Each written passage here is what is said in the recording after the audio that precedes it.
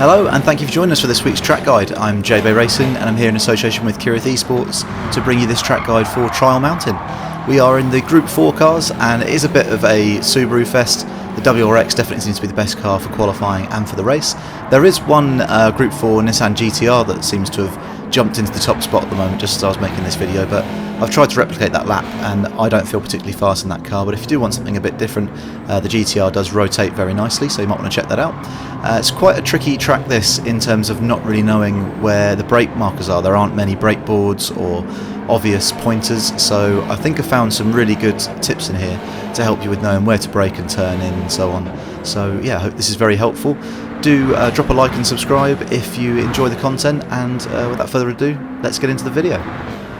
So we're starting out a little bit earlier than normal this week because it is important to get a really good launch down the straight. This is both going to be when you're finishing your lap and starting it. So you want to make sure that you come out to the left here, lift, short shift third gear, and then get a really good launch. If you clip the wall on the way out or you're accelerating out in second gear, you might as well just restart the lap because you're going to lose about 2 or 3 tenths coming down this straight. So make sure that you're doing that, and also make sure that you're shifting up as soon as the rev meter fills up, so we're not revving the gears out in this car. First marker we're looking out for is the yellow tent on the left.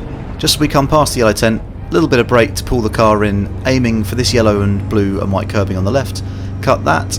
You can cut this curb here as long as you leave 2 of your left tyres on the curb, so don't let them cross over there. And then it's just a little bit of a lift, no brake required. Get over onto the blue and white curb here and then power back on for the final left-hander. Just before you come into the tunnel, on the brakes, about sort of 50-75%, down to third gear, you want to get the car across onto this sort of grey curbing on the inside, and then you can be on the power really early coming out of the tunnel out of here. And our next brake marker is the yellow road sign here on the left, so just before the yellow road sign on the brakes, down to second gear for this corner, get it over onto the curbing and then hard on the power, and you can have shift quite quickly back up to third gear. And for this next corner, it's just as you're leaving the end of the blue and white curb there, tiny dab of brake, just about 50% for a fraction of a second in third gear to pull the car in, heavy on the power. And now this is another really important corner here. As you come in through the tunnel, you want to get on the brakes just as you come fully into the shadow, get really tight over here on the left, and then you can get on the power nice and early. If you run wide there, you're not going to be able to get on the power, you're going to be running wide and hitting the wall. So with how long this back straight is, you want to make sure you're getting really tight to that left hand side to get a good launch for this back straight.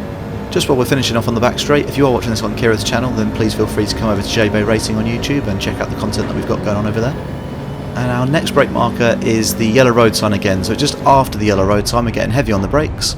Turn in, and you want to get onto this sort of hatched yellow line area, and as soon as the big sort of redwood on your left is going out of your vision, you can get on the power and know that you're safely not going to run too wide. So it's a good marker to use that big tree for when you're getting on the power there.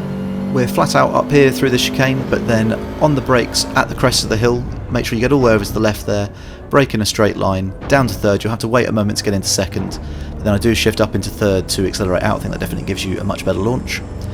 Then we're going to come down the hill, just before you get to the bottom of the hill at the steepest part, we're on the brakes, into third gear, and you can come across and use this curbing, and as soon as you get onto this curb, you see I'm on the power straight away, fully, and you'll then accelerate out. This next corner is probably the one that I struggle to find the brake marker for the most, so I found a useful tip here. These different coloured barriers on your left, it goes red, then that sort of green colour, and then to dark blue. So at the start of the dark blue barriers, that's where you're braking. Get down to second gear, hug the apex here, and again you want to make sure you come out to the left, bit of a burst of power, but then lift, short shift to third, and just clip this curb and get on the power nice and early. So that's going to give you a good launch there. That was good enough for a 1:59.3, which is just under a second outside the top 10, so I was quite pleased with that for a track that I don't really know because I haven't played this on previous Gran Turismo games. So hopefully you enjoyed that and that gave you some useful pointers. Thanks very much for tuning in. Do drop a like and subscribe if you're not already, and we look forward to seeing you next week for another track guide. Thanks very much.